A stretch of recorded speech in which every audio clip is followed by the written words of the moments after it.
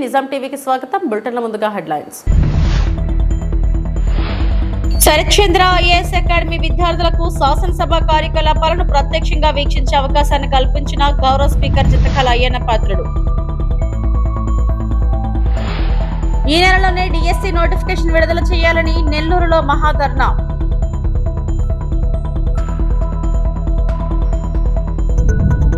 Nomination దాఖలు చేయనున్న Dasoju Shravan.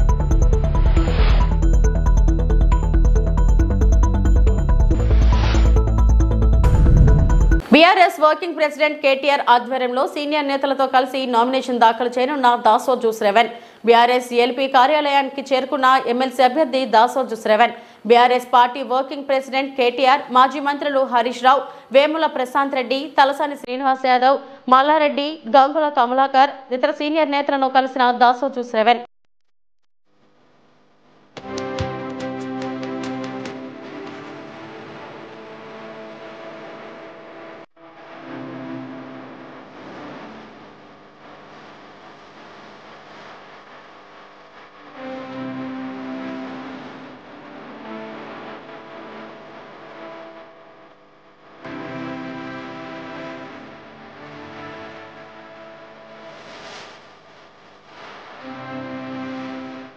Sarathchandra IAS academy విద్యార్థులకు శాసనసభ కార్యకలాపాలను ప్రత్యక్షంగా వీక్షించే అవకాశాన్ని గౌరవ స్పీకర్ చింతకాయల అయ్యన్న పాత్రుడు కల్పించారు.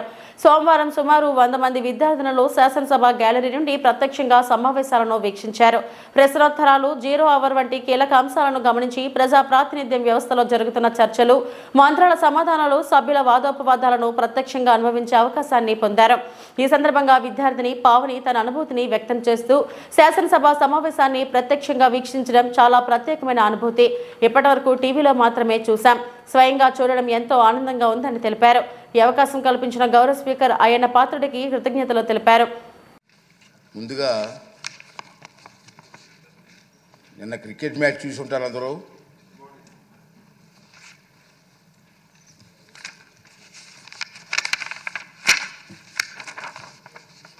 దాని గురించి సభలో champions trophy cricket tournament cup గెలుచుకున్న భారత క్రికెట్ జట్టుకు నా తరపున, ఈ సభ తరపున, తెలుగు ప్రజల తరపున శుభాకాంక్షలు తెలియజేస్తున్నాను. మన దేశం ఈ కప్పు గెలుచుకోవడం 3వసారి. ఈ దఫా టోర్నమెంట్లో ఒక మ్యాచ్ కూడా ఓడకుండా కప్పు గెలిచినటువంటి భారత జట్టుకు, కెప్టెన్కు, జట్టు సభ్యులందరికీ కూడా మన ఆంధ్ర రాష్ట్ర దిస్ ఈజ్ పావని. మేము శరత్చంద్ర ఐఏఎస్ అకాడమీ నుంచి వచ్చాం. ఈరోజు అసెంబ్లీని విజిట్ చేయడానికి ఛాన్స్ ఇచ్చిన స్పీకర్ గారికి చాలా థ్యాంక్స్. మేము ఎప్పుడు లైవ్లో టీవీస్లో చూసేవాళ్ళం అసెంబ్లీ సెషన్స్ అనేవి ఎలా జరుగుతాయి ఏంటి అని. కానీ ఇప్పుడు లైవ్లో చూడడం చాలా ఆనందంగా ఉంది. వేరే వేరే ఎమ్మెల్యేస్ వాళ్ళ కాన్స్టిట్యుయెన్సీస్ గురించి, వాళ్ళు ఫేస్ చేస్తున్న ప్రాబ్లమ్స్ గురించి మాట్లాడుతున్నారు. వాటిని రెక్టిఫై చేసే విధంగా కూడా గవర్నమెంట్ని అడుగుతున్నారు. ఇది మా ఎడ్యుకేషన్కి సంబంధించి కూడా చాలా ఉపయోగపడుతుంది. ఎలా రెక్టిఫై చేయాలి అనేది ముఖ్యంగా సివిల్ సర్వెంట్స్కి అయితే ఇంకా బాగా ఉపయోగపడుతుంది. ప్రజల ప్రాబ్లమ్స్ ఎలా ఉంటాయి ఏంటి అని తెలుసుకోవడానికి. Thank you for giving this opportunity. Thank you. Good afternoon everyone. myself Madina from Sarachandra IAS Academy, Vijayawada. ఇవాళ మేము మాకు అసెంబ్లీలో పాల్గొనడానికి ఆపర్చునిటీ ఇచ్చినందుకు స్పీకర్ గారికి చాలా థ్యాంక్ యూ చెప్తున్నాము. మా కాలేజ్ నుంచి మేము దాదాపు 100 మంది వరకు వచ్చాము. అందరికీ సమానంగా ఆపర్చునిటీ ఇచ్చారు. This is the very first time that we had very good experience in the assembly. మాకు చాలా మంచిగా అనిపించింది అసెంబ్లీకి వెళ్ళినందుకు. అందరూ ఎమ్మెల్యేస్ అండ్ ఎమ్మెల్సీస్ని చూసినందుకు వాళ్ళు వేరియస్ ప్రాబ్లమ్స్ పైన మాట్లాడుతున్నారు. మేము అన్ని ఆ ప్రాబ్లమ్స్, రీజనల్ ప్రాబ్లమ్స్ ఏదైతే ఉందో అవన్నీ తెలుసుకోగలిగాము. That we are very happy that we had very good experience in the assembly. Thank you. DSC notification విడుదల చేయాలని డిమాండ్ చేస్తూ నెల్లూరులోని పీఆర్సీ సెంటర్ దగ్గర ఏబీవీపీ ఆధ్వర్యంలో ధర్నా చేపట్టారు.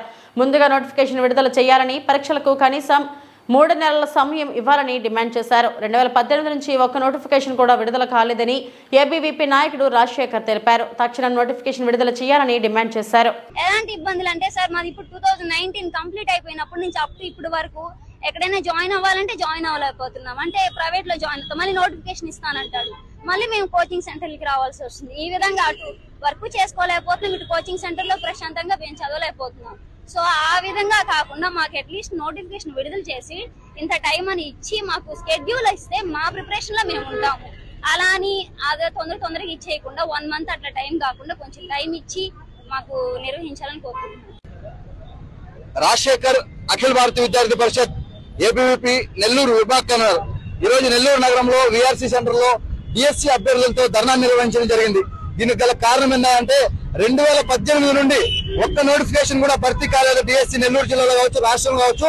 2014 నోటిఫికేషన్ తర్వాత 2024 సుమారు 10 సంవత్సరాలు గడుస్తున్నప్పుడు కూడా ఒక్క నోటిఫికేషన్ కూడా ఇవ్వకుండా 2 ప్రభుత్వాలు కళ్ళబొల్లి మాటలు చెప్పి అధికారాన్ని అనుభవించారు తప్పించి నిరుద్యోగ యువతకు కావచ్చు, డిఎస్సీ ప్రిపేర్ అయ్యేటువంటి అభ్యర్థులు కావచ్చు ఏ ఒక్క హామీని కూడా నెరవేర్చినటువంటి పరిస్థితి రాష్ట్రంలో కనపలేదు.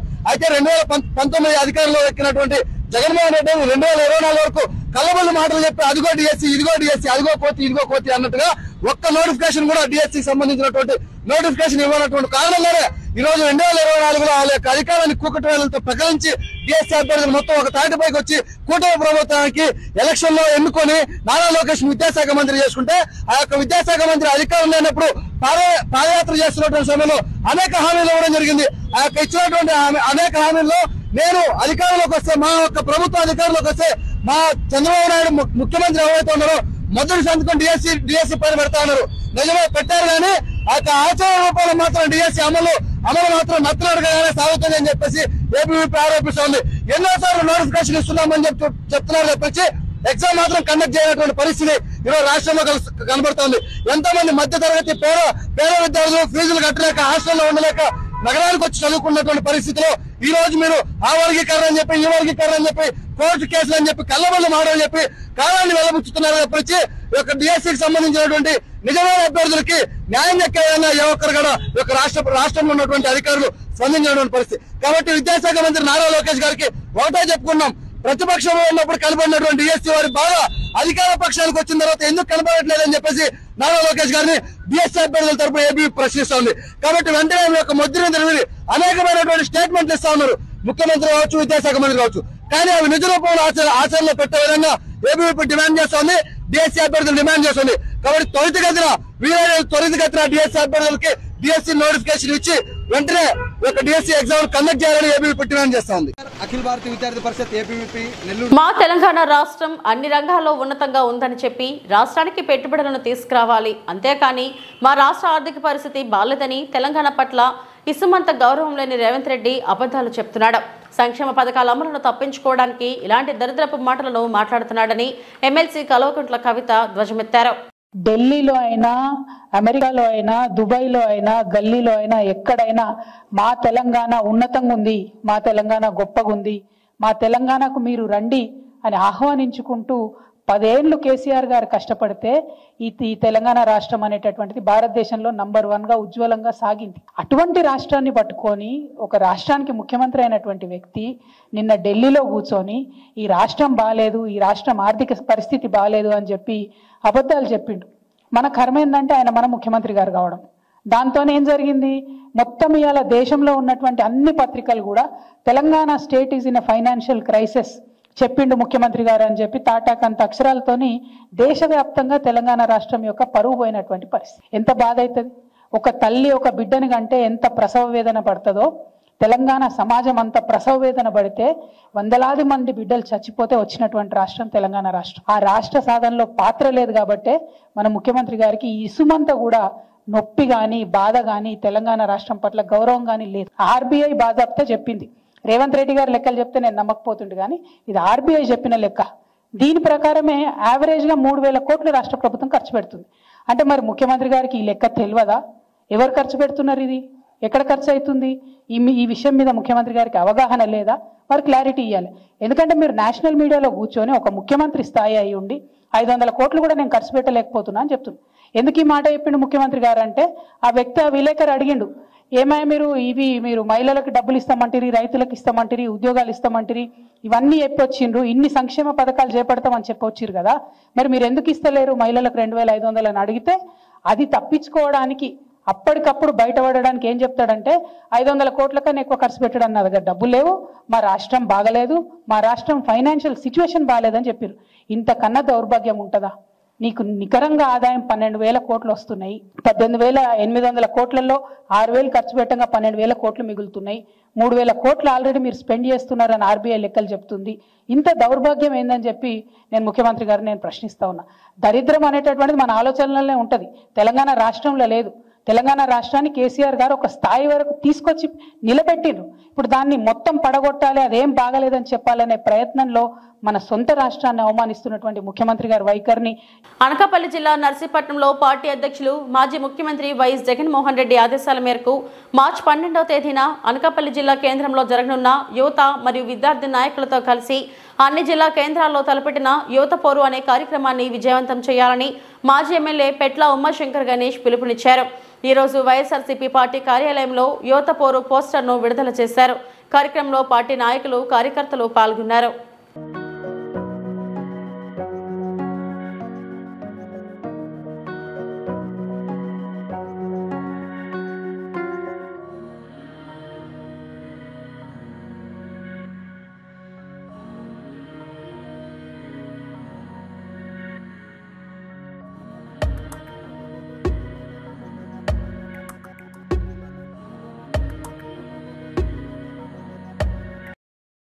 ఉక్కులో కాంట్రాక్ట్ కార్మికుల అక్రమ తొలగింపులు ఆపకపోతే నిరవధిక సమ్మె తప్పదని అఖిలపక్ష కాంట్రాక్ట్ కార్మిక సంఘాల నాయకులు ఉక్కు యాజమాన్యాన్ని హెచ్చరించారు. కాంట్రాక్ట్ కార్మికులను ఎవరిని తొలగించరాదని, ఇప్పటి వరకు తొలగించిన వారిని అందరినీ విధుల్లోకి తీసుకోవాలని, ఈఎస్ఐ లేని కార్మికులకు స్టీల్ యాజమాన్యమే వైద్య సౌకర్యం కల్పించాలని, నిర్వాసితులకు శాశ్వత ఉపాధి కల్పించాలని కోరుతూ పాతగాజువాక కూడలిలో steel plant contract labour union CITU అధ్యక్షులు జి శ్రీనివాసరావు అధ్యక్షతన మహాధర్నా నిర్వహించారు. కార్యక్రమంలో నాయకులు మంత్రి రాజశేఖర్, అయోధ్యరామ్, డి ఆదినారాయణ మాట్లాడుతూ ఉక్కు ఉత్పత్తిలో గత 30 సంవత్సరాలుగా పనిచేస్తున్న కార్మికులను తొలగించడం అన్యాయమన్నారు. కేంద్ర ప్రభుత్వం ప్యాకేజ్ ఇచ్చింది కార్మికులను తొలగించడానికి అని ప్రశ్నించారు. కార్మికుల తొలగింపు ఆపకపోతే నిరవధిక సమ్మె తప్పదని హెచ్చరించారు. కార్యక్రమంలో నాయకులు నమ్మి రమణ, మంత్రి రవి, కె వంశీ, ఉరుకోటి అప్పారావు తదితరులు పాల్గొన్నారు.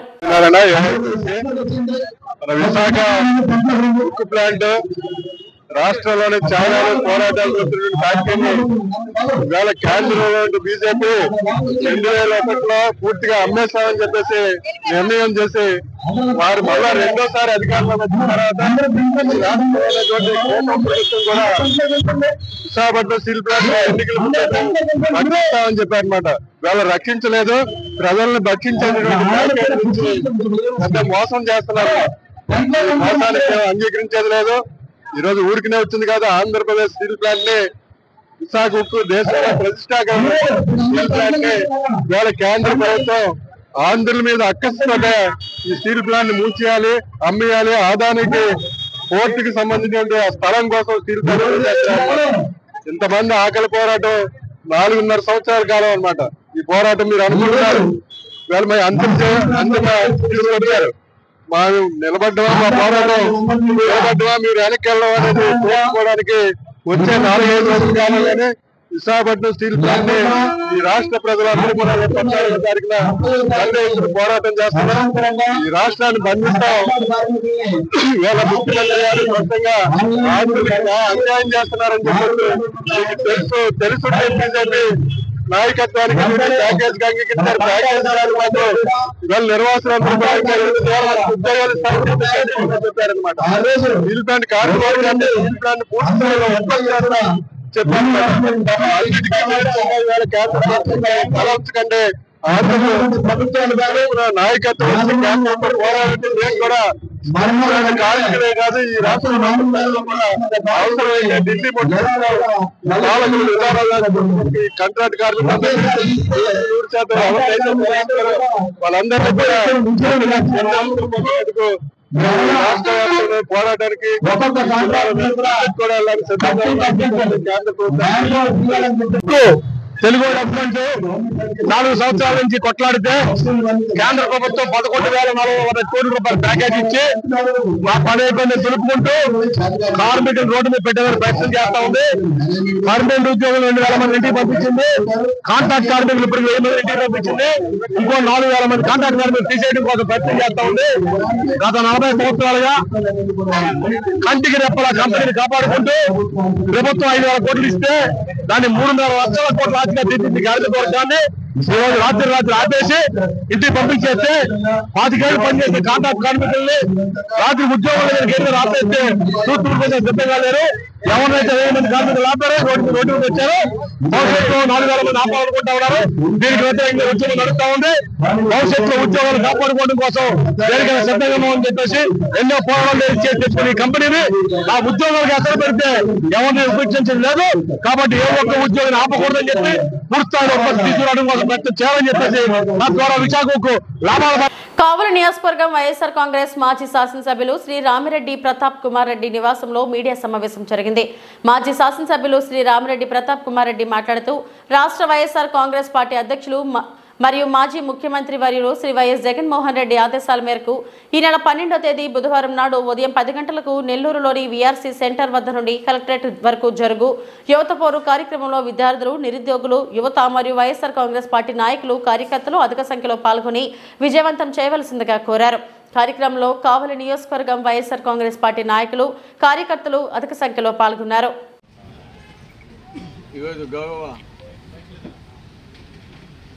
వైఎస్ఆర్ కాంగ్రెస్ పార్టీ అధ్యక్షులు, మాజీ ముఖ్యమంత్రి వర్యులు శ్రీ వైఎస్ జగన్మోహన్ రెడ్డి గారి ఆదేశాల మేరకు మన యువత పోరు కార్యక్రమాన్ని 12వ తారీఖు నెల్లూరు పట్టణంలో నిర్వహిస్తున్న సందర్భంగా ఈరోజు ఈ కార్యక్రమాన్ని ఏర్పాటు చేయడం జరిగిందని కూడా మీ అందరికీ తెలియజేస్తున్నాను.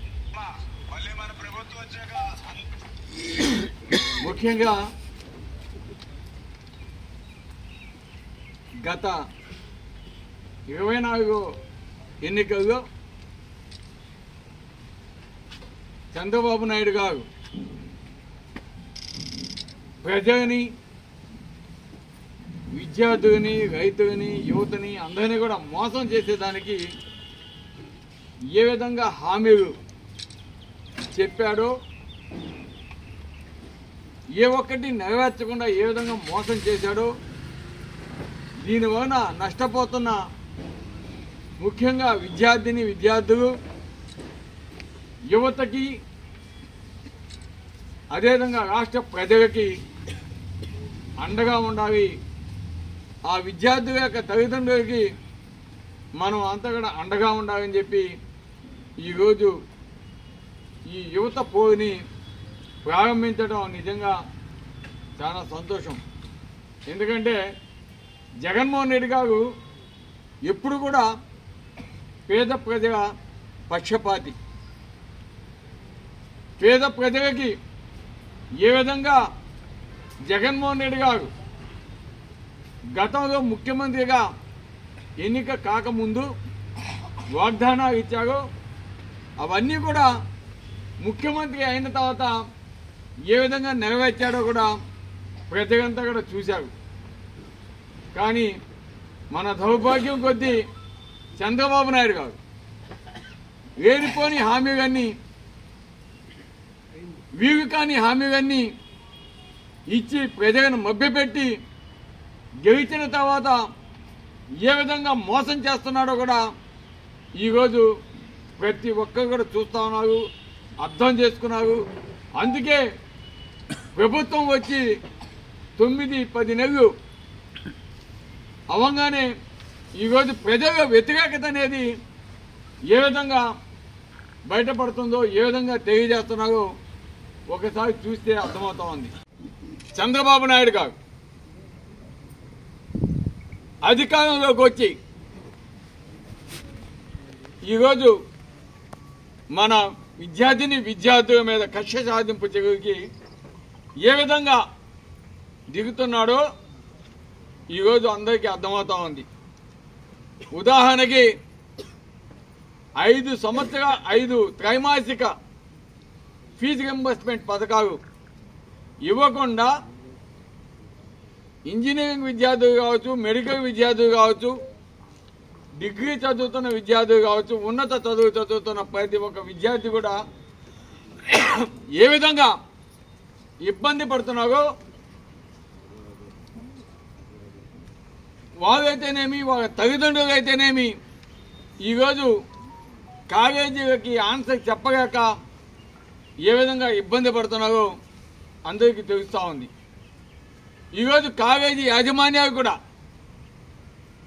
టీచింగ్ స్టాఫ్కి కావచ్చు, వాళ్ళందరికీ కూడా ఫీజు కూడా వాళ్ళకి శాలరీస్ కూడా ఇవ్వలేని పరిస్థితిలో వాళ్ళు కూడా ఏ విధంగా ఇబ్బంది పడుతున్నారో అందరికీ అర్థమవుతూ ఉంది. ఎప్పుడైతే కాలేజీలు సక్రమంగా శాలరీస్ కావచ్చు, వసతులు కావచ్చు కల్పిస్తాయో అప్పుడే విద్యార్థులకు కూడా బోధన ఇవన్నీ కూడా బాగుంటుంది అనేది ప్రతి ఒక్కరికి తెలిసిన విషయమే. అటువంటి పరిస్థితిని ఈరోజు ఏ విధంగా నిర్వీర్యం చేస్తున్నారో ఈరోజు ప్రతి ఒక్కరు కూడా చూస్తూ ఉన్నారు. అదేవిధంగా కొంతమంది విద్యార్థులు అమ్మఒడి లేకనో లేదా ఫీజు రింబర్స్మెంట్ లేకనో మధ్యలోనే చదువులు మానేసి ఈరోజు పనులకు పోతున్న పరిస్థితి మనం కూడా చూస్తూ ఉన్నాం. గతంలో విద్యార్థులు బాగా చదువుకోవాలా, విద్యార్థులు బాగా చదువుకొని ఉన్నత స్థానాలకు పోతే రాష్ట్రం అభివృద్ధి చెందుద్ది, అటువంటి పేద బడుగు విద్యార్థులందరినీ కూడా మనం చదివించాలని ఒక మంచి ఉన్నత ఆశయంతో ఆనాడు రాజశేఖర రెడ్డి గారు ఫీజు రియంబర్స్మెంట్ పథకాన్ని తేవడం జరిగింది. ఎంతోమంది విద్యార్థులు ఈరోజు లక్షల మంది చదువుకొని ఈరోజు ఇతర రాష్ట్రాలుగా కావచ్చు, మన రాష్ట్రంలో కావచ్చు, దేశ విదేశాలుగా కావచ్చు ఏ విధంగా ఉద్యోగ అవకాశాలు తెచ్చుకొని చదువుకొని వారు ఉన్నత స్థాయికి పోయారో, వారు పోవటం వల్ల ఆ పేద కుటుంబాలు ఏ విధంగా ఆర్థికంగా బలోపేతమైనయో ఇది ప్రతి ఒక్కరు కూడా చూస్తున్న విషయం, తెలిసిన విషయం. అటువంటి విద్యని ఈరోజు ఏ విధంగా ఇబ్బంది పాలు చేస్తున్నారో కూడా. మా గ్రామానికి మేమే రహదారి నిర్మించుకుంటున్నాం. అల్లూరి సీతారామరాజు జిల్లా అనంతగిరి మండలం కీవర్ల పంచాయతీలో ఉన్నటువంటి నక్కుల మామిడి గ్రామం అల్లూరు జిల్లాలో ఎంత అభివృద్ధి అయినా మా గ్రామానికి రోడ్డు లేని పరిస్థితులు చూస్తున్నారు. భవనాల మాట అటుంచితే కనీసం ఊరు దాటి వెళ్ళడానికి రోడ్డు సదుపాయాలు లేక మా గ్రామానికి మేమే సొంత డబ్బులతో రోడ్డు వేసుకునే పరిస్థితి ఉంది. గ్రామంలో అనేక ప్రాణాలు పోతున్న అరణ్య రోదనే తప్ప అంబులెన్స్ శబ్దం వినిపించని పల్లెలో పురిటి నొప్పులు తెలియకుండా బిడ్డను కన్నేంత వెసులుబాటు కల్పించే సామర్థ్యం ఉన్న గిరిజన ప్రాంతాల్లో తల్లులు కనీసం ఆసుపత్రికి వెళ్ళడానికి ప్రాణాలకు తెగించాల్సిన పరిస్థితులు ఉన్నాయి. 5 ఏళ్లకోసారి మారే రాజకీయ నాయకులకు తరతరాలుగా వాళ్ల బాధలు పట్టడం లేదని ప్రజలు వాపోతున్నారు. అల్లూరి మన్యం జిల్లాల్లోని కొన్ని ప్రాంతాల్లో కనీసం రోడ్డు సదుపాయం లేక జనాలు తీవ్ర ఇబ్బందులను ఎదుర్కొంటున్నారు. అల్లూరు జిల్లా ఏజెన్సీ ప్రాంతం అనంతగిరి మండలం కివర్ల పంచాయతీ నక్కులమాడి గ్రామ సమీపంలో మనం ఉన్నాము. ఇక్కడ ముఖ్యంగా ఇక్కడ గిరిజనులు పడుతున్న బాధలు అయితే వర్ణానితమనే చెప్పాలి. ఎందుకంటే మనం ఇప్పుడు చూస్తున్నాం ఈ గ్రామానికి ఏళ్ళ అంటే స్వాతంత్రం వచ్చి నేటికి ఏళ్ళ గడుస్తుంది, కానీ ఇప్పటికీ కూడా కనీసం రోడ్డు సౌకర్యం లేక వీళ్ళు చాలా ఇబ్బందులు పడుతున్నారు. మరి ఎట్టకేలకు ఈ గ్రామానికి ఓట్లేసిన నాయకులు, పాలిస్తున్న అధికారులు ఎవరు కూడా పట్టించుకోకపోవడంతో పూర్తి స్థాయిలో మరి ఆ గ్రామంలో సుమారు 62 మంది ఉన్నారు. 62 మంది అంటే 62 గడపలు ఉన్నాయి, సుమారు 350 మంది ఉన్నారు. మరి వాళ్ళు మాకు తెలిసిన కథనం ప్రకారం పాపం వాళ్ళ ఇంట్లోనే చాలా మటుగా బంగారం అలాగే ఇతర వస్తువులు తాకట్లు పెట్టి నేడు వాళ్ళ సొంత డబ్బులతో ఇంటికి చందాలు వేసుకొని మరి ఇక్కడ రోడ్లు వేస్తున్నారు. మరి ఈ రోడ్డు కోసం గతంలో ఎవరైనా అధికారులకు తెలియజేశారా, అలాగే లేకపోతే నాయకులకు తెలియజేశారా? మరి గెలిచే ముందు ఏమైనా రోడ్లు వేస్తానని చెప్పి నాయకులు హామీ ఇచ్చారా ఏటి అనేది ఇప్పుడు ఆ గ్రామస్తులు ఉన్నారు. మరి వారి బాధలు వారి సమస్యలు వారిని అడిగి తెలుసుకుందాం. నమస్కారం అండి. ఇప్పుడు మీ గ్రామానికి మరి ఇన్నేళ్ళు అవుతుంది, మరి చాలామంది నాయకులు మారుతున్నారు, వస్తున్నారు. మరి మీ గ్రామానికి వచ్చినప్పుడు ఎప్పుడైనా ఎవరైనా హామీలు ఇచ్చారా? ఓట్లకు వచ్చేటప్పుడు ఇచ్చారండి. ఏమనేవారు? మీకు రోడ్లు వేస్తాం, మాకు ఓట్లు ఇవ్వండి, మీ ఊర్లో కంపల్సరీగా మేమైతే రోడ్డు వేయించే బాధ్యత మేము పూర్తిగా తాయిలో తీసుకుంటున్నామని చాలా మంది మాట్లాడారండి. అది రీసెంట్ 5 సంవత్సరాల క్రితం కూడా మాట్లాడారండి మాతో. ఓకే, అంటే ఇప్పుడు మాకు తెలిసిన సమాచారం గతంలో ఏదో రోడ్డు ఇచ్చారట కదా? ఇచ్చారండి. అదే టెంకలవలస టు నక్కుమడి వరకు 4 కిలోమీటర్ల దూరం అనేసి ఇచ్చారండి. సో దానికి ఎలా ఉందంటే కాంట్రాక్ట్ గారు వచ్చారండి, పోలరెడ్డి గారు. వచ్చిన తర్వాత టెంకలవలస నుండి స్టార్ట్ చేసి నక్కుమడి వరకు రోడ్ అయిపోతుంది అనేసి స్టార్ట్ చేసిన తర్వాత ఏమన్నారంటే 3,50,00,000 సరిపోవట్లేదండి, బ్రదర్ గా మీకు దీనికి సర్వే చెయ్యాలి, ఎక్సలెంట్ గా ఇచ్చి మళ్ళా ప్రపోజల్ పెట్టాలనేసి అన్నారండి. సో అది ఇచ్చిన తర్వాత మధ్య పందిరిమాడ వరకు వచ్చి తార్ రూట్ వేసి వెళ్ళిపోయారండి. ఇవే ఇప్పటివరకు నా బులెటిన్ అప్డేట్స్. నమస్తే.